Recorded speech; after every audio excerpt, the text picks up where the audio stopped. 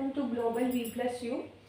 Today our topic is HCF and LCM confusion कि what is HCF and what is LCM.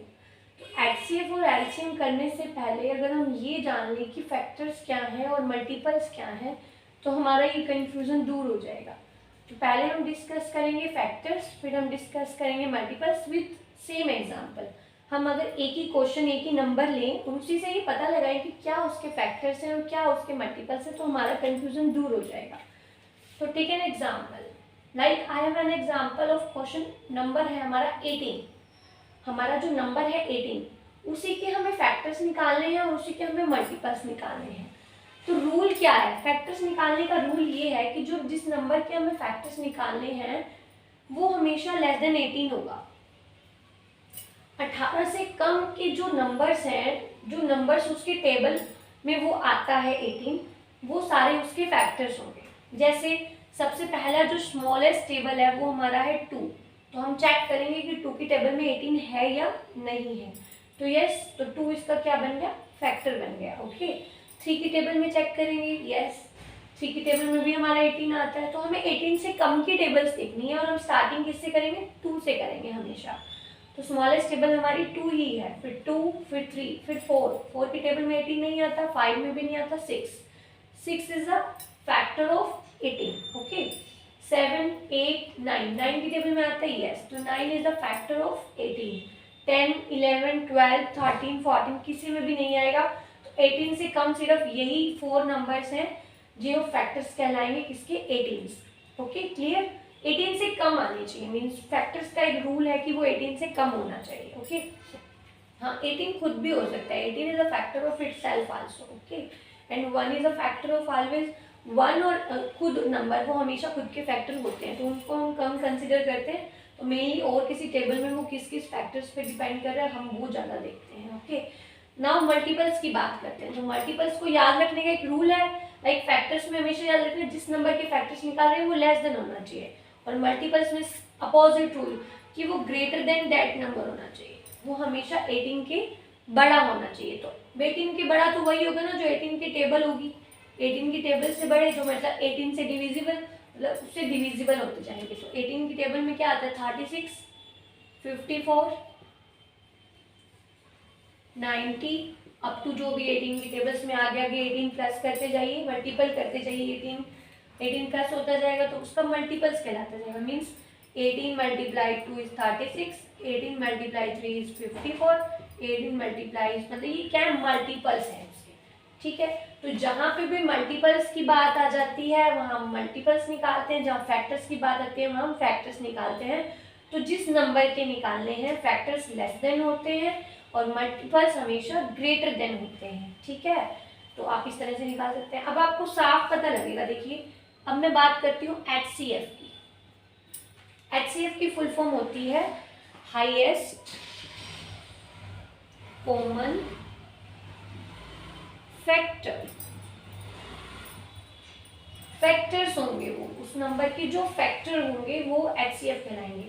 और LCM की full form बताएंगे मुझे? List common multiples. Multiples होंगे. तो multiples का मीनिंग आप समझ गए. मल्टीपल्स का मीनिंग वो मल्टीप्लाई करेंगे, उस टेबल से बड़ा होगा जिसमें नंबर के हमें एलसीएम निकालना है वो सबसे बड़े पे जाएंगे हम तो वो सभी से डिविजिबल हो जाएगा. तो मल्टीपल्स में बड़ा और कॉमन फैक्टर में हमेशा छोटा, मीन्स उसके फैक्टर निकालने हैं. फैक्टर ये होते हैं और मल्टीपल्स ये होते हैं. अब आपको HCF और LCM में आई थिंक कंफ्यूजन नहीं होनी चाहिए कि HCF क्या है और LCM क्या है. तो HCF related to factors and LCM related to multiples. Okay. Now for an example, मैं कोई भी एक एग्जाम्पल लेती हूँ HCF निकालने के लिए और LCM निकालने के लिए. ठीक है. तो आप देखेंगे लाइक मुझे 2 नंबर्स लिए मैंने 10 एंड 25. 10 और 25 के मैंने क्या निकालना है? पहले HCF निकालना है. तो पहले 10 के फैक्टर्स लेंगे. फैक्टर्स क्या होते हैं? जो 10 से लेस नंबर होगा. 10 से लेस मतलब पहले 2 से स्टार्ट करते हैं. 2 5 जा 10. अभी किसकी टेबल में जा रहा है? 5 1 जा 5. मीन्स हम ये डिवीजन तब तक करेंगे जब तक यहाँ पे 1 ना आ जाए. ओके. Next will be 25। सबसे पहले कौन सी टेबल में सबसे स्मॉलेस्ट, 2 में भी नहीं, 3 में भी नहीं, 4 में भी नहीं, 5, 5 5 ज़ा 5, 5 1 ज़ा 5, ठीक है। तो ये जो पता लगाते हैं कि ये कौन सी टेबल में, इसके रूल है, तो रूल ऑफ डिविजिबिलिटी हम अगले नेक्स्ट वीडियो में करेंगे कि हमें कैसे पता लगता है कि 2 की टेबल में जा रहे हैं या नहीं, 5 की टेबल में। तो हम नेक्स्ट वीडियो में हम रूल ऑफ डिविजिबिलिटी आपको सिखाएंगे, ओके, वो इजी पड़ेगा फिर आपको। तो आप क्या लिखेंगे, 10 के फैक्टर्स लिखेंगे, 2 मल्टीप्लाई 5 मल्टीप्लाई 1 एंड 25 के फैक्टर्स लिखेंगे, 5 मल्टीप्लाई 5 मल्टीप्लाई 1। तो आप ऐसी चीज़ देखेंगे जो दोनों में कॉमन है। दोनों में क्या चीज़ कॉमन है, आप पेयरिंग करेंगे, मतलब पेयर बना के करेंगे, जो पेयर निकल जाएगा वही उसका HCF होगा। और पेयरिंग में 2 बार नहीं लिखेंगे, पेयर को हम एक ही बार लिखेंगे। तो 5 इज द HCF। तो 5 वो स्मॉलेस्ट फैक्टर है।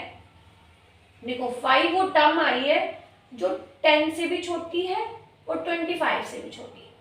क्लियर है ना, मतलब वो 10 से भी छोटी आएगी और 25 इन दोनों नंबर से हमेशा छोटी आएगी, वही आपका HCF होगा। तो फैक्टर में मैंने आपको शुरू से बता दिया था, फैक्टर हमेशा नंबर से क्या होता है, कम होता है, ठीक है। अब मैं इसी क्वेश्चन को एलसीएम में कन्वर्ट कर देती हूँ। अगर मैं इसका एलसीएम निकालती हूँ, एलसीएम क्या होगा, एलसीएम एक साथ निकाल सकते हैं 10 और 25। पहले 5 की टेबल में 5 2 ज़ा 10, 5 5 ज़ा 25, फिर 2 की, पहले वैसे 2 में भी कर सकते हैं, पहले 2 से ही करते हैं, ठीक है। हमेशा पहले क्या करते हैं, हम 2 से करते हैं, स्मॉलेस्ट नंबर से स्टार्ट करते हैं। 2 5 ज़ा 25 एज इट इज, फिर 5 1 ज़ा 5 5 ज़ा, फिर 5, लास्ट इज 1 1। तो तब तक करेंगे जब तक यहाँ पे 1 1 ना आ जाए, ओके। तो फैक्टर्स देखेंगे क्या है, फैक्टर्स आए 2 multiply 5 multiply 5, it will be 5 5 ज़ा 25, 25 2 ज़ा 50। आप ये देख सकते हैं कि 50 जो नंबर है वो इन दोनों नंबर से क्या है, ग्रेटर है।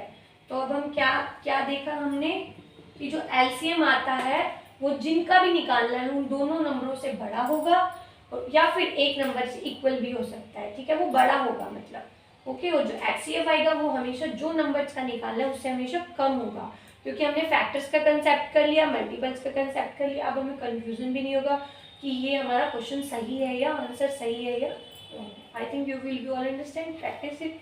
Thank you so much.